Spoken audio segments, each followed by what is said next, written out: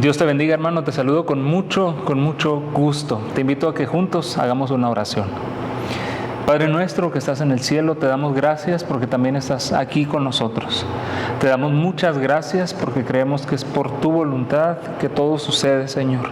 Y gracias porque creemos que aún en medio de las dificultades, en medio de la pandemia y de tantas circunstancias que nos rodean, Señor, tú sigues estando al control del mundo y especialmente de nuestras vidas. En esta hora vamos a abrir tu palabra, Señor. Al hacerlo, rogamos que por favor nos des autoridad de lo alto, sabiduría, inteligencia, creatividad, gozo, discernimiento, y ayúdanos, por favor, a no solamente leer, sino también a hacer.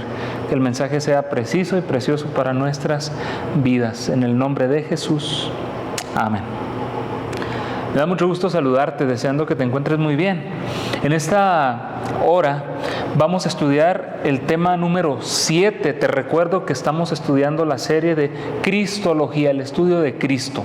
Y este es el tema número 7 y lleva por título El pecado y sus consecuencias. El pecado y sus consecuencias. Debo decirte algo.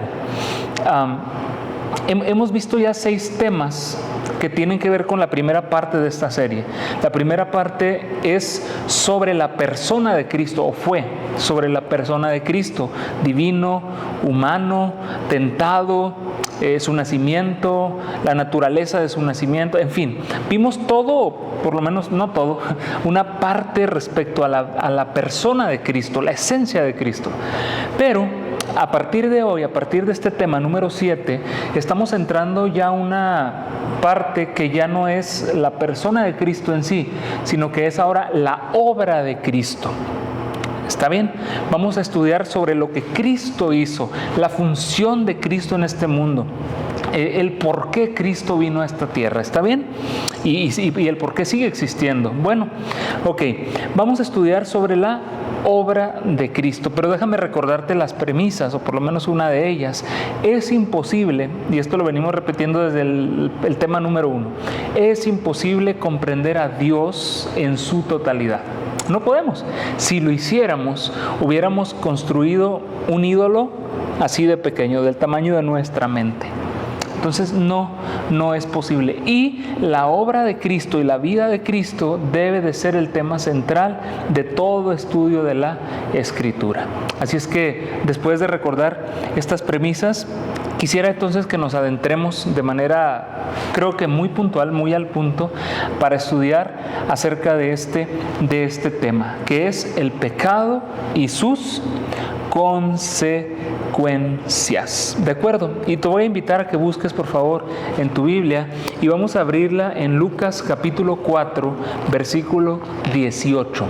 Lucas capítulo 4, versículo 18. Voy a invitarte a que lo busques, por favor. Lucas es el tercer evangelio. Lucas capítulo 4. Muy bien, versículo 18. Es un texto que en realidad es una referencia del Antiguo Testamento, es una referencia de Isaías capítulo 61, pero el evangelista Lucas lo menciona, y vamos a leerlo, por favor. Si ya tienes ahí la lectura, por favor acompáñame. Capítulo 4 de Lucas, versículo 18, dice así: el Espíritu del Señor está sobre mí. Son palabras de Jesús. El Espíritu del Señor está sobre mí, por cuanto me ha ungido para dar buenas nuevas a los pobres. Me ha enviado para sanar a los quebrantados de corazón, a pregonar libertad a los cautivos y vista a los ciegos. Lucas capítulo 4, versículo 18. Seguramente tú habías leído o escuchado este texto, y si no, conócelo. Lucas capítulo 4, 18. Si ponemos atención a este texto, hay algunos escritores, algunos comentaristas bíblicos que dicen que esta es la síntesis de la vida de Cristo. A esto vino Cristo, y no lo pudo decir nadie más que él mismo, porque dice: el Espíritu del Señor está sobre mí. Dicen, ahí está, Cristo está afirmando que es uno con el Espíritu. Y dice, y aquí está mi misión, porque me ha ungido para dar buenas nuevas a los pobres, me ha enviado a sanar a los quebrantados de corazón, a pregonar libertad a los cautivos, vista a los ciegos, etc. Y es cierto, esto es la misión de Cristo. Si pudiéramos sintetizar, como bien lo decía, en un texto muy corto, la obra de Cristo sería esta. Y si ponemos un poquito de más atención, nos vamos a dar cuenta que lo que Cristo realizó en esta tierra se cumple aquí. Por ejemplo, dar vista a los ciegos. Él lo hizo. Y esto es literal. A los que no veían sus ojos, Él les dio vista. Pero también abrió los ojos espirituales del mundo. Tanto que tú y yo ahora lo conocemos sin verlo. Ahora, dice también que fue enviado a dar buenas nuevas a los pobres. ¿Sí? También dice que que vino a pregonar libertad a los cautivos. Y parece que esta frase ya se sale un poquito de este mundo. Libertad a los cautivos. Esto va a ser clave para el estudio de hoy. Jesucristo dijo, vengo a dar libertad a los cautivos. ¿Cautivos de qué? ¿Será que anduvo en las prisiones el Señor Jesús? Bueno, la Biblia no lo menciona. No dudo que lo haya hecho. Pero aquí vamos a entrar a la aplicación espiritual. Vine, dijo Él, a dar libertad a los cautivos. ¿Cautivos de qué? En un sentido espiritual, todos somos cautivos de algo. ¿De qué? Bueno, te voy a invitar a que vayamos a Romanos capítulo 5, versículo 16. Romanos capítulo 5, versículo 16. Dice de la siguiente manera. Romanos 5, 16.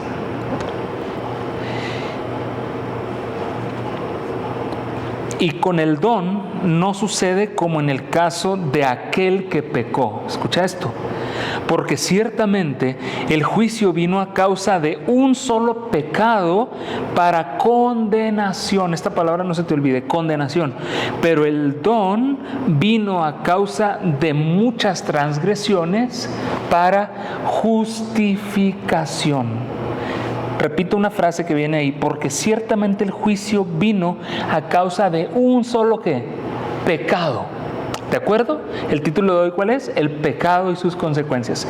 Porque ciertamente el juicio vino a causa de un solo pecado. El castigo, la consecuencia, el mal, la falla, vino a causa de un solo pecado. ¿Para qué? Para condenación. La pregunta original es, ¿cautivos de qué? Del pecado. La palabra condenación se pronuncia catárima y tiene una connotación bien interesante. También la podemos referir como atadura. Entonces, si leemos este texto así, porque ciertamente el juicio vino a causa de un solo pecado para atadura perpetua, pudiéramos decirlo así. Para atadura. Una persona que está cautiva, ¿cómo está? Está atada, ¿verdad? Te tengo cautivo. Ahí estás, amarrado o encerrado, sin poderte mover, sin poder salir. Es decir, has perdido tu libertad. Si eres cautivo, es porque has perdido tu libertad, has perdido tu capacidad de estar libre, de tomar decisiones propias y estás sujeto a otro, a alguien ajeno. Puede ser un amo, un señor, un patrón, puede ser un jefe, pueden ser unas cadenas. La Biblia dice que por un pecado vino la condenación, vino la atadura. Entonces, cuando Jesús dice, porque vine a pregonar libertad a los cautivos, querido, está diciendo, porque yo sé que hay un pueblo, mis hijos, que están atados por el pecado y han sido, por un pecado que entró al inicio de la historia de este mundo, están atados y por eso se lastiman tanto, por eso sufren tanto y por eso están en condenación, pero yo vine a darles libertad.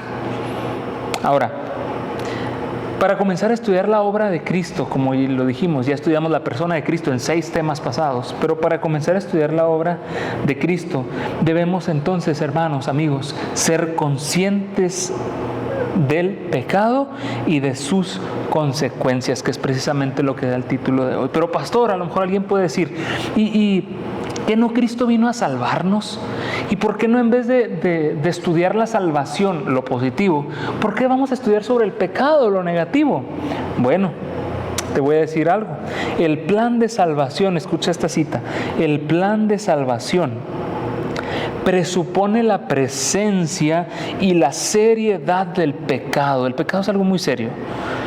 Una situación de la cual el hombre no puede librarse por sí mismo.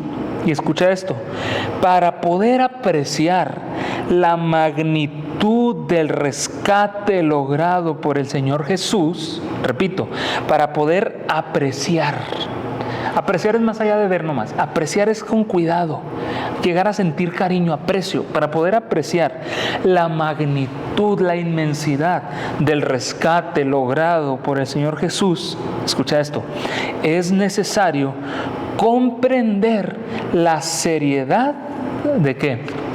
Del pecado. Es necesario comprender la seriedad del pecado. Y es que sabes, querido, a veces como el pecado habita tanto en nosotros, como nos movemos tanto en un mundo de pecado, parece que la memoria se vuelve frágil, parece que la conciencia se cauteriza y todo nos parece normal. Y todo nos parece nos hemos acostumbrado tanto al mal que nos cuesta apreciar esa obra increíble que Cristo ha hecho. Por eso tenemos que ser conscientes del pecado y sus consecuencias. Y hoy, en este momento, estamos estudiando precisamente eso. Antes, queridos, el detalle a estudiar era lo que Cristo era. Y hablamos de si Él vivió o no en pecado, si Él se hizo pecado literal o no. Pero ahora ese concepto de pecado viene hasta nosotros. Ese concepto de pecado nos alcanza y ahora vamos a tratar de entender cómo se equipara Cristo con eso. Es decir, qué papel juega Cristo en ese pecado en el que nosotros nos movemos. ¿Estamos de acuerdo? Y para hacer esto, hermanos, hay una carta que escribió el apóstol Pablo, que es la carta a los romanos. Pablo, cuando escribe a los romanos, explica de una manera magistral el Evangelio. De hecho, si tú estudias las cartas, me voy a atrever a decir esto, si tú lees toda la Biblia, de Génesis a Apocalipsis, creo que no hay una escritura que narre con más precisión y con más amplitud y profundidad el Evangelio que la carta a los romanos. Yo creo que no hay otra. La carta a los romanos, si tú quieres comprender el Evangelio como tal, tienes que leer Romanos. Pero qué interesante es, hermanos, que el apóstol Pablo, que fue el autor de esta carta, antes de explicar y de profundizar en el Evangelio, le dedica 82 versículos a hablar sobre el pecado, a entenderlo, por lo menos tratar un poquito de entender la seriedad del pecado. Y esos 82 versículos van desde Romanos capítulo 1, versículo 18, hasta el capítulo 3, versículo 20. Entonces, el mismo apóstol Pablo, para poder cimentar el concepto del Evangelio, para poder explicar el Evangelio de una mejor manera, tuvo que hacer un análisis, un estudio, un escrito sobre lo que es el pecado y la seriedad de este en el mundo. Ahora, cuando hablamos de pecado, siempre tiene que venir el concepto, o definitivamente viene el concepto, ¿cuál es el origen del pecado? Y hasta hablamos, ¿cuál es el pecado original? Y hay diferentes posturas al respecto de esto. ¿Cuál fue el pecado original? Hay quienes dicen, bueno, cuando Adán miró a Eva que estaba desnuda, y viceversa, o cuando tuvieron relaciones por primera vez, o al Eva comer. Hay una postura, hay una corriente que dice que el pecado original consistió en comer, en la gula, y de ahí vino todo el deterioro. Pero ¿qué es el pecado original? Mucho se ha dicho.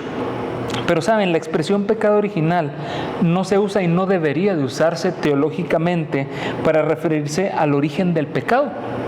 No, sino para explicar la manera en que el pecado de Adán ha afectado a su descendencia. Ese es el concepto correcto, la manera correcta de abordar el concepto de pecado original. Repito, no se usa para referirse al origen del pecado, sino a en qué momento sería, no, sino para explicar la manera en que el pecado de Adán ha afectado a su descendencia. Por el pecado de Adán, por decirlo en otras palabras, por el pecado de Adán fuimos afectados todos. Por el pecado de Adán fuimos afectados, y pudiera cambiar la palabra afectados por infectados, todos. Por cuanto todos pecaron. Si hacemos un análisis de esta frase, en realidad debería decir, por cuanto todos entran en el pecado. Y ahorita voy a hablar un poquito más de eso. Están destituidos de la gloria de Dios. El pecado es tan serio, hermano, que el pecado ha venido a abrir una brecha enorme y profunda entre la voluntad de Dios y nosotros. Es por eso que el ser humano toma decisiones tan equivocadas. Es por eso que nos tropezamos a cada rato. Porque el pecado es tan serio que has perdido y que hace que pierdas la vida eterna, el propósito de Dios para tu vida. Entonces, que la memoria, querido, no se nos haga frágil. Que no se nos haga frágil la memoria. Somos incapaces de regresar por nuestras propias fuerzas o por nuestra cuenta a un estado original, a un estado de inocencia como en el tiempo de Adán y de Eva. Es imposible, nosotros no podemos. Adán y Eva fueron creados perfectos, ¿cierto? Sí, obviamente esa perfección incluía la libertad de elegir, la libertad de elección. Y alguien dice, pero pastor, ¿por qué Dios no los hizo como que para no pecar? Queridos, porque si Dios les hubiera privado de la libertad de decidir, les hubiera privado de amar. Les hubiera privado de amar. Imagínate que tú tienes un hijo, pero ese hijo al nacer es un hijo robot y tú lo puedes programar, le pones un programa donde él siempre, mami, te amo, papi, te amo. Te pregunto, ¿esa expresión de amor es genuina? No. Pero qué bonito es cuando a lo mejor tú como padre te equivocas, a veces castigamos severamente a los hijos, a veces no nos ponemos a su nivel y queremos que reaccionen como gente grande, y a pesar de eso, qué rico, y el que es padre no me lo va a poder negar, cuando un hijo llega, te abraza de tu pierna, te agarra la mano y te dice, papi, te amo. Si Dios hubiera hecho robots que sin la libertad de elegir, nos hubiera quitado el privilegio de amar genuinamente y de sentir ese amor genuino por el Salvador. Hermanos, el pecado es algo muy, muy serio. Pastor, usted está diciendo que por el pecado de Adán fuimos afectados todos, sí. Pero, ¿qué no la que pecó fue Eva? Te hago una pregunta y te invito a que la dialogues ahí con quien tengas cerca. ¿Quién pecó? ¿Quién se equivocó? ¿Adán o Eva? No quiero que entremos en disputa, pero bueno, dialógalo. A lo mejor hay quien va a decir, no, es que quien pecó fue Eva, ¿verdad? Ella fue la que fue y se comió el fruto y le hizo caso a la serpiente. Y otros dicen, no, fue Adán. ¿Quién fue? ¿De quién es responsable? Esa es la pregunta correcta. Te voy a invitar a que busquemos en Primera de Timoteo, capítulo 2, versículo 14. Primera de Timoteo, capítulo 2, versículo 14. Leemos. Y Adán, ¿y quién? Adán, escucha esto. Y Adán no fue engañado. Repito, Adán no fue engañado, sino que la mujer, siendo engañada, incurrió en transgresión. Queridos, ¿quién es el responsable? Directamente, el responsable es Adán. Porque Adán pecó siendo engañado. No, a sabiendas, abiertamente. Él le dijo, mujer, ¿qué has hecho? Pero está bien. La mujer fue envuelta, ¿verdad?, en una serie de engaños. La sierva del Señor narra en Historia de la Redención que la serpiente envolvió el pensamiento de Eva. La engañó. ¿Pero Adán fue engañado? No. Por eso es que la Biblia y el apóstol Pablo y varios textos describen a Adán como por el iniciador del contagio del pecado. ¿De acuerdo? Queridos, Adán no fue engañado, es el responsable. Y es que Adán es el responsable y no podía haber más, porque Adán, el primer Adán, iba a ser una figura del segundo Adán, pero en contraste. Cuando Adán fue hecho perfecto, el Señor Jesús también.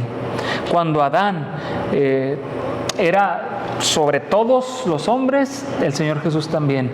De Adán, de la costilla de Adán salió la mujer. Cuando Cristo murió, cuando fue muerto en la cruz, también de ahí surgió su iglesia. Cuando Adán era el que dominaba la tierra, Cristo también vino a reclamarla. Y es que el primer Adán tenía que ser figura del segundo Adán, pero en contraste, porque solamente a través del segundo Adán podía ser redimida la tierra del pecado del primer Adán. Y es que entonces, hermanos, aprendemos y reflexionamos que pecado, más que un acto de violación a la ley de Dios, más que un acto en sí, es un estado natural. El pecado es una infección. Pecado no es lo que hacemos, es lo que somos. ¿Por qué? Imagínate que tú cometes un error, te equivocas, una acción mala, y entonces vas ante el Señor, oras de rodillas y le pides: Señor, perdóname, gracias porque estoy perdonado. En ese momento, cuando eres perdonado, cuando eres limpio, ¿sabes qué? Ahí ya no necesitas a Jesús, porque dices: soy limpio. No, puedes estar arrepentido de haber confesado tus pecados, sí, y Él es fiel y justo para perdonar y limpiar de toda maldad, pero sigues viviendo en pecado, porque pecado no es lo que haces. Eso es la consecuencia de vivir en pecado. Es como un virus que llegó para quedarse, y el único antídoto, la única vacuna que no están en busca de, sino que ya existe, es la sangre preciosa de Cristo. No hay más, no hay más. Pecado es lo que somos. Hay un escritor que, Alistair McGrath, dice: pecado original es igual al estado humano natural. No podemos. Y aquí entra un asunto llamado degradación y consecuencia. Porque algunas personas, a lo mejor alguien se está preguntando, manifiestan más el pecado que otras. ¿Por qué a lo mejor esta persona o este niño dijo una mentirita? Pero ¿por qué hay personas que matan y violan? ¿Por qué? O sea, ¿viven en lo mismo? ¿Sí? La respuesta es sí. Todos estamos infectados, vivimos cautivos, ¿te acuerdas? Atados en condenación, todos. Ahora la pregunta ¿es una cosa peor que otra? Mira, Efesios capítulo 2, versículo 1, vamos a leerlo, vamos a ir. Efesios capítulo 2, versículo 1.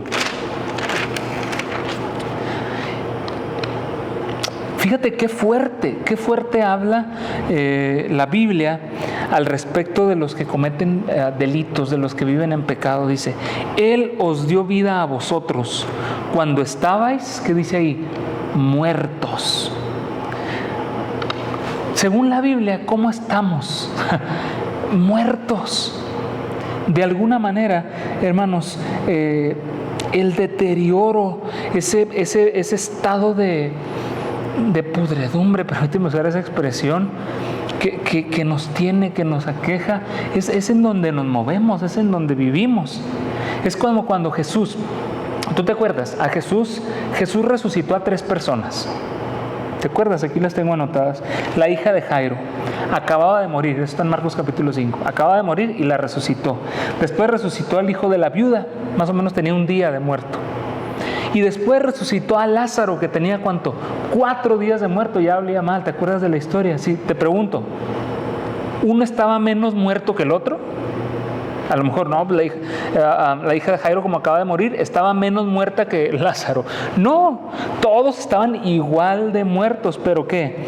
Pero no en el mismo estado de descomposición. Por eso es que el pecado es tan serio, amigo, que lleva un proceso de degradación. Y si siempre estamos atados a que nos domine, y si no invitamos a Cristo a nuestras vidas, primero vamos a estar muertos de un día. Pero en el paso del tiempo, nuestras obras, nuestros actos van a empezar a verse mucho peor, más mal, y van a ser más graves, más severos, y entonces más lejos vamos a estar del Señor. Queridos, todos estamos en la misma condición de pecado, todos. Algunos en un estado de degradación mayor a otros, pero todos estamos en pecado. Quiero ir concluyendo leyendo una cita de la sierva del Señor que dice: tenemos motivo, esto está en Fe y Obras, página 91. Tenemos motivo de incesante gratitud a Dios. ¿Por qué? Porque Cristo, por su perfecta obediencia, reconquistó el cielo que Adán perdió por su desobediencia. Adán pecó y los descendientes de Adán comparten su culpa y sus consecuencias. Dice, Adán pecó y sus descendientes, es decir, tú y yo compartimos la culpa y las consecuencias. Somos pecadores, vivimos en pecado. Pero ¿qué dice? Tenemos motivo de incesante gratitud a Dios porque Cristo, por su perfecta obediencia, reconquistó el cielo que Adán había perdido. Y es por eso que es solamente a través de Él.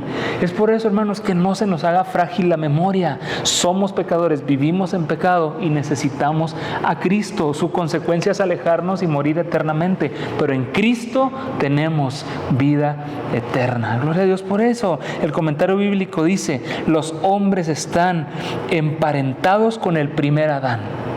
¿Emparentados con quién? Con el primer Adán. Y por lo tanto no reciben de él sino culpa y sentencia de muerte. No hay frutos de Adán hacia nosotros buenos, todo es malo. Pero Cristo entra en el terreno donde Adán cayó y pasa sobre ese terreno soportando todas las pruebas en lugar del hombre. Queridos, en eso consiste la redención, en que Cristo hace por nosotros lo que nosotros no podemos hacer por nosotros mismos. Esa es la obra de Cristo, pero por eso debemos ser conscientes del pecado. Y quiero terminar con dos textos bíblicos que tú conoces muy bien. Romanos capítulo 8, versículo 1. Antes de leerlo te digo el contexto. En Romanos capítulo 7, el apóstol Pablo dice: miserable hombre de mí. ¿Te fijas? Dándose cuenta de su pecado, entendiendo la seriedad del pecado. ¿Cuántas veces tú te has puesto a reflexionar y le dices al Señor: Señor, soy un miserable? Pero a veces creemos que merecemos, ¿verdad?, del cielo. No, miserable hombre de mí, ¿quién me librará de este cuerpo de muerte? ¿Quién? Pero en el capítulo 8, versículo 1 dice: ninguna condenación. ¿Te acuerdas qué era condenación? Lo vimos en el primer texto. Ninguna atadura perpetua, es decir, ninguna atadura perpetua hay para los que están en Cristo Jesús. Es decir, éramos cautivos, pero Cristo vino a dar libertad a los cautivos. Ninguna condenación hay para los que están en Cristo Jesús. Romanos capítulo 5, versículo 8, para mí es la máxima expresión de amor escrita. Mas Dios muestra su amor, ¿para quién? Para ti, para mí, para con nosotros. ¿En que qué? En que siendo aún pecadores, Cristo murió por nosotros. En que siendo aún pecadores, aunque viviendo aún en pecado, Cristo murió por nosotros. Que el Señor nos bendiga y que podamos día a día agradecer el gran sacrificio y la gran obra de Cristo en nosotros, porque Él hizo lo que yo no puedo hacer. Que el Señor te bendiga.